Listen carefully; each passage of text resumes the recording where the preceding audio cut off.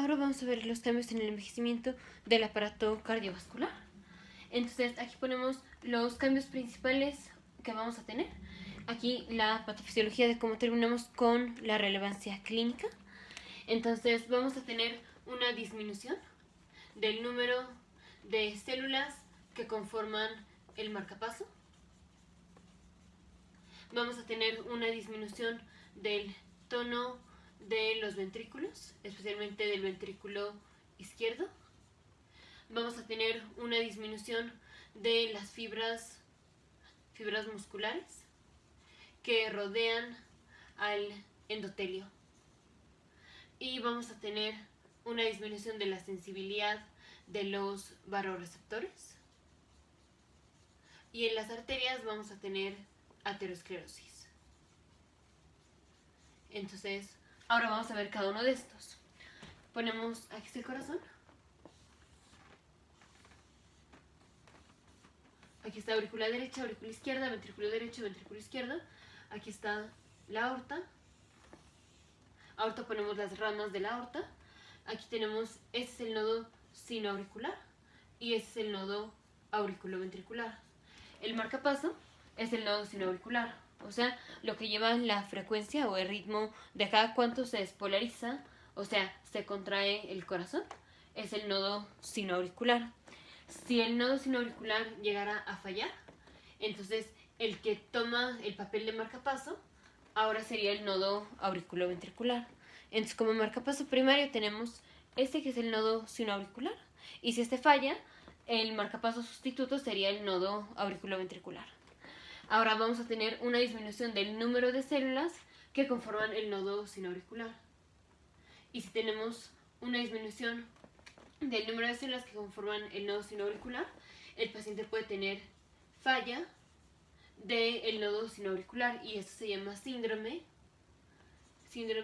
de nodo sinusal enfermo, que ya en la sección de cardiología vimos cómo se presenta esto. Y también vamos a tener una disminución de las células que conforman el nodo auriculoventricular, y esto puede terminar en los bloqueos auriculoventriculares, ya sea de primero, segundo o tercer grado, y pues obviamente vamos a tener arritmias. Entonces, relevancia clínica de que tengamos una disminución del número de células que conforman el nodo sinoauricular y el nodo auriculoventricular es básicamente vamos a tener arritmias, y esto puede terminar en síncope. Ahora vamos con una disminución del tono ventricular. Todos los músculos siempre tienen cierto tono muscular, o sea, ni el músculo está siempre totalmente relajado, ni está totalmente contraído. Siempre tiene cierto tono, o sea, cierta cantidad de contracción. El ventrículo igual. Entonces, el ventrículo ni está todo relajado, ni está todo contraído. Tiene una tonicidad. Y conforme aumenta la edad, la tonicidad va disminuyendo. Esto se traduce como una disminución de la contractilidad. O sea, la fuerza con la que el ventrículo va a expulsar la sangre va a disminuir. Vamos a tener una disminución de las fibras que rodean al endocardio. Entonces, para esto tenemos la primera o la capa más adentro del corazón, que es el endocardio. El endocardio es equivalente al endotelio. Entonces tenemos las aurículas, los ventrículos, que están llenos de sangre. Esa es la sangre. Y la parte del corazón que está en contacto con la sangre, o sea, lo negro que puse, es el endocardio, que es la primera capa. La siguiente capa, que es la capa muscular, es el miocardio y es la más gruesa. Entonces, así y así.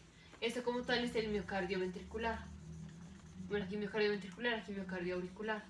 Y es esto lo que tiene la capacidad de contraerse. Todo lo verde es el miocardio. Y luego tenemos la última capa, que va a ser el epicardio. Ese es el epicardio. Entonces vamos a tener una disminución de las fibras musculares que rodean el endocardio. Aquí las fibras verdes, que es el miocardio, o sea, las fibras musculares, están rodeando a lo negro, que es el endocardio.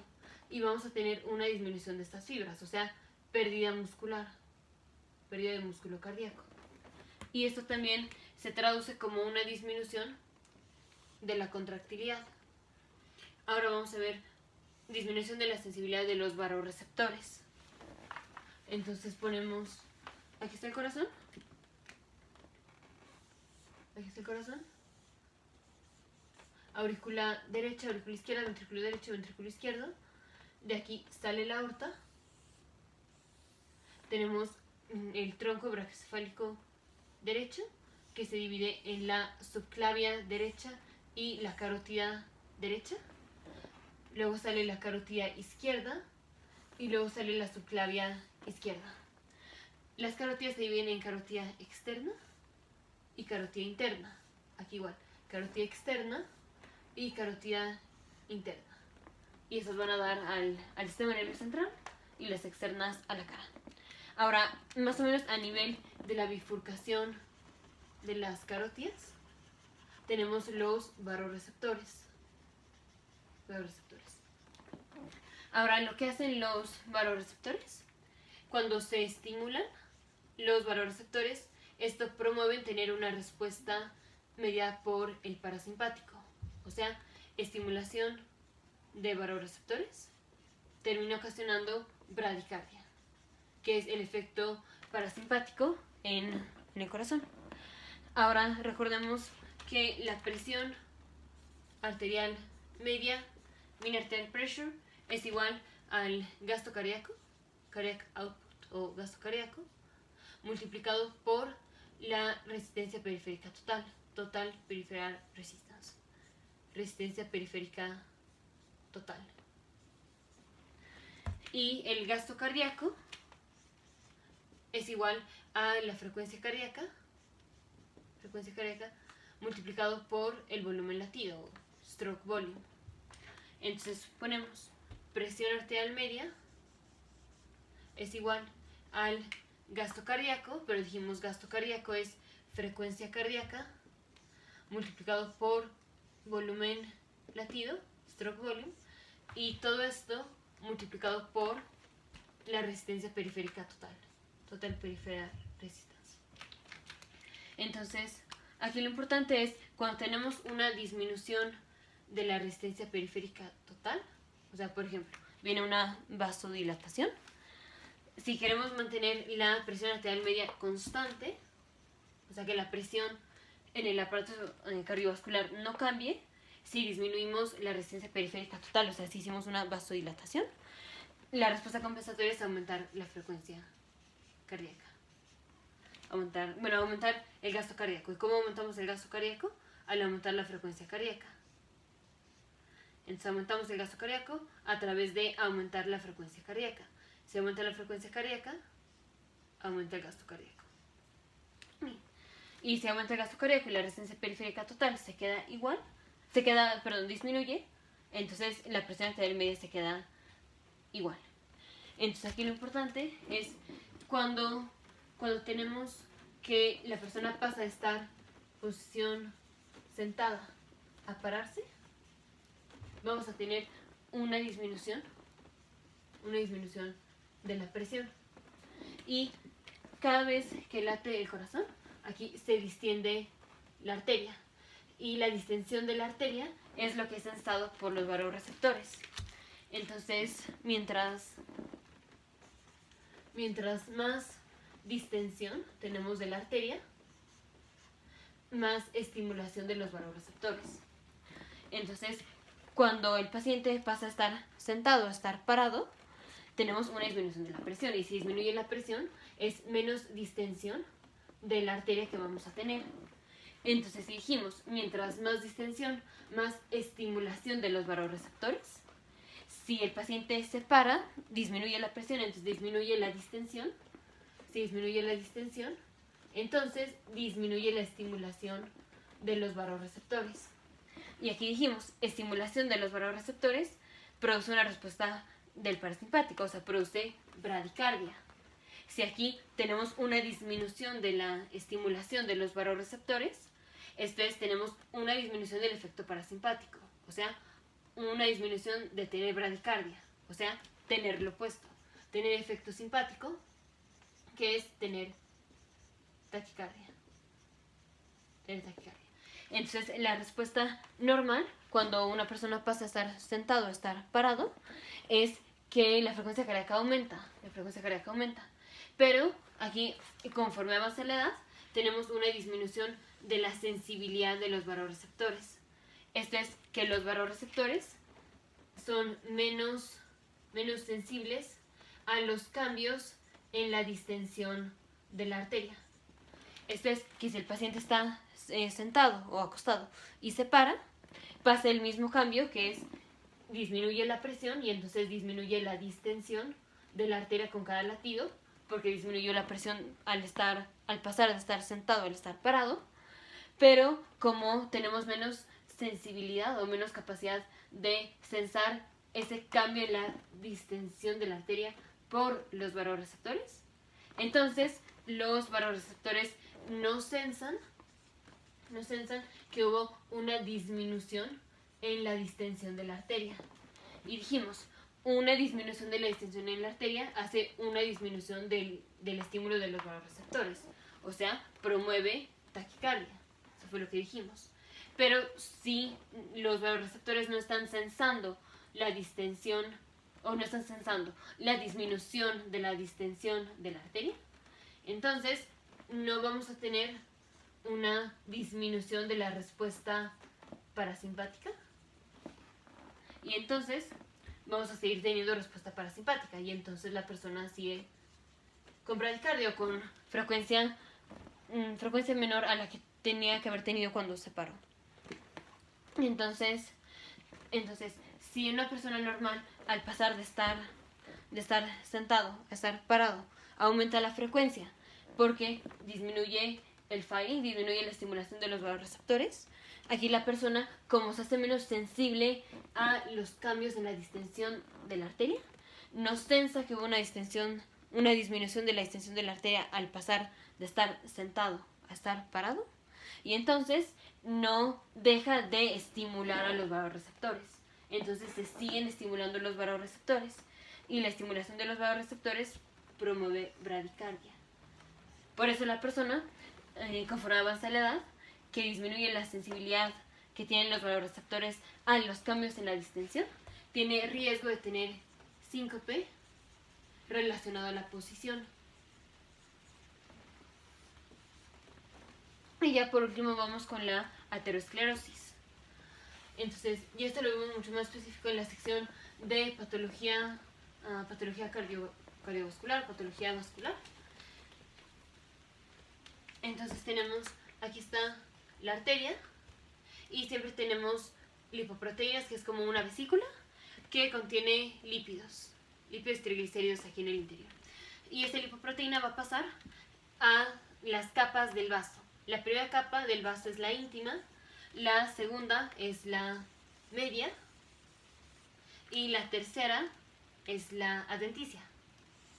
Entonces, esta lipoproteína que está en el torrente sanguíneo va a atravesar las células endoteliales, que son estas, y va a terminar aquí, entre la media y el endotelio.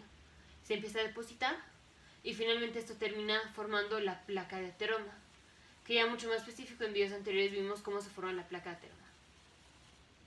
Y la placa de ateroma, entre otras cosas, lo que hace que las arterias se hagan más rígidas, o sea, más duras. Entre otras complicaciones, como que la pared de la arteria se empieza a debilitar y entonces el paciente puede tener un aneurisma, pero esto ya lo vimos más específico en la sección de patología vascular. Aquí importantes, vamos a tener aterosclerosis, o sea, se hace más dura la arteria por la placa de ateroma. Y entonces, si se hacen más duras todas las arterias, si están más duras las arterias, el ventrículo que tiene que expulsar la sangre de aquí del ventrículo a la aorta y de allá a la circulación periférica, como están más duras las arterias, al ventrículo izquierdo le cuesta más trabajo expulsar la sangre. Y si le cuesta más trabajo expulsar la sangre, la respuesta compensatoria es tener hipertrofia del ventrículo izquierdo. Recordemos, hipertrofia es un aumento del número de células en el ventrículo izquierdo en este caso. Pero un aumento del tamaño.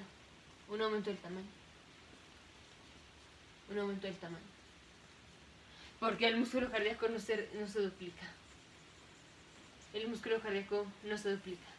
Entonces, la respuesta compensatoria a que al ventrículo izquierdo le cuesta más trabajo bombear la sangre es que el tamaño de la fibra muscular va a aumentar, no la cantidad, sino que el tamaño. Y esta va a ser una hipertrofia del ventrículo izquierdo y vamos a tener los cambios en el electrodo correspondiente, que es la S en B1 más la R de B5 o B6, la que sea que esté más alta, van a medir más de 3.5 milivolts. ¿Y ahora qué pasa?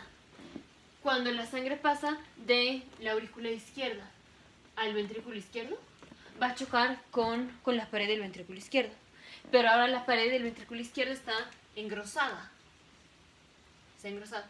Y digamos, no es lo mismo chocar con la pared del ventrículo izquierdo, que pues no está tan rígida, en donde obviamente cuando la sangre pasa de la aurícula al ventrículo, pues choca con la sangre y ese choque va a ser un sonido, pero ese sonido no es lo suficientemente fuerte para que lo podamos auscultar. Entonces choca la sangre con las paredes, pero no se escucha. Aquí que estoy pegando casi no se escucha. Pero cuando se engrosa la pared del ventrículo izquierdo, entonces ya está más rígida y entonces ahora sí se va a escuchar cuando la sangre de la aurícula izquierda pasa al ventrículo izquierdo y choca con la pared del ventrículo. O sea, ahora sí se va a escuchar más porque ya está más rígida la pared. Entonces, en lugar de, por ejemplo, estar chocando con una pared pues no tan rígida, como puede ser pues aquí la mano, va a chocar con algo más rígido. Y entonces, cuando la sangre pasa de la aurícula izquierda al ventrículo izquierdo, se va a escuchar el choque de la sangre contra una pared del ventrículo que está más rígida. Y esa es la definición del S4.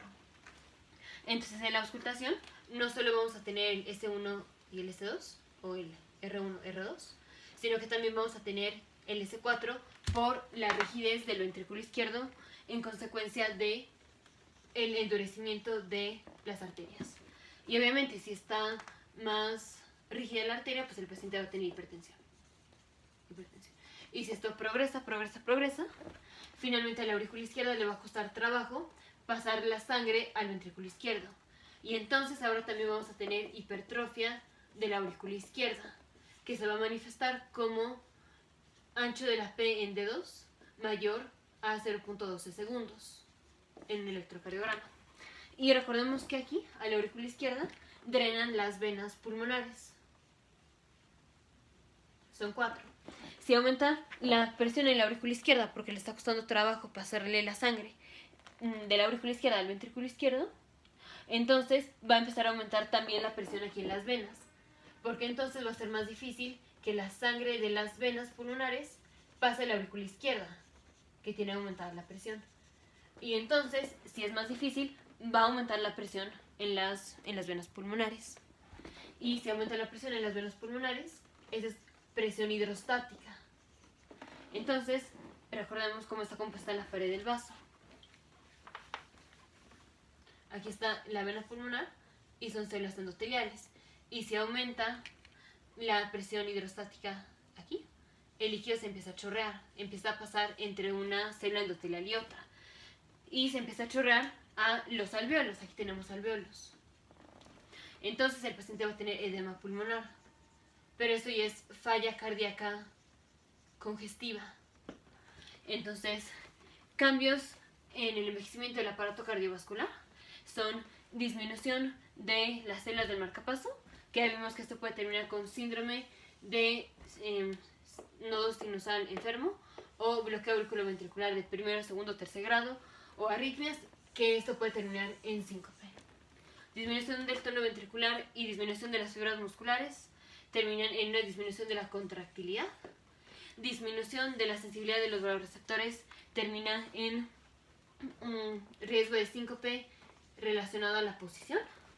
Y aterosclerosis, que termina con hipertensión y con hipertrofia del ventrículo izquierdo, hipertrofia del aurículo izquierdo, que esto puede terminar en falla cardíaca, con edema pulmonar.